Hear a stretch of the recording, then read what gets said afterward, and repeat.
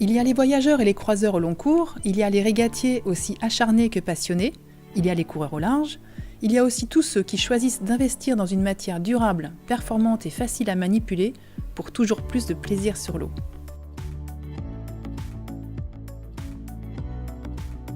Tenue de forme, légèreté, durabilité. Alors la démarche, quand le client vient chez nous, c'est d'abord déterminer le programme du bateau, quel bateau il a. Ces deux choses nous disent sur quel élément on va s'orienter en termes de tissu, de finition et donc du coup de membrane ou pas de membrane. C'est-à-dire que si on est sur du panneau simple ou sur de la membrane D4 ou des fibres. Plus on va avoir des programmes régates, plus on sera sur des fibres qui ont peu d'allongement mais qui ont des vieillissements aux UV qui seront moins bons. Par contre, plus on est sur des programmes croisières, plus on va utiliser des fibres qui ont un meilleur vieillissement aux UV, mais peut-être qui ont un peu plus d'allongement. Voilà les possibilités qu'on a sur les membranes.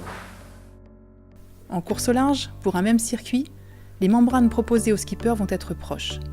La différence se fera sur les profils bien sûr, sur les finitions, mais aussi sur la composition de la membrane et sur le plan de fibre. Le plan de fibre est défini par le dessinateur et par les ingénieurs d'Incidence Technologies.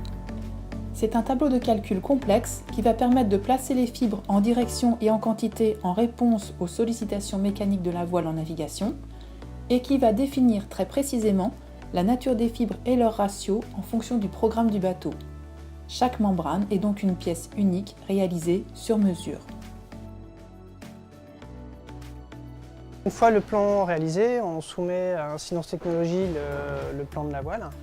Et là-bas, les ingénieurs auront déjà beaucoup d'informations pour faire le plan de fibre de la voile, avec du coup un cahier des charges qui est déjà assez précis, suivant le programme. Est-ce que c'est un programme offshore, régate locale ou un tour du monde, par exemple.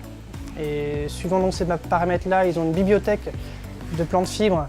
Et ensuite, ils vont nous soumettre un premier plan qu'on va regarder, qui va servir de base de discussion pour optimiser le plan de fibre ou pas, parce que ça peut être la première version qui peut arriver peut déjà être très bien.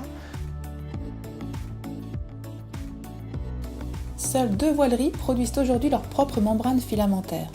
Toutes les autres voileries utilisent des membranes classiques mais qu'elles ne fabriquent pas.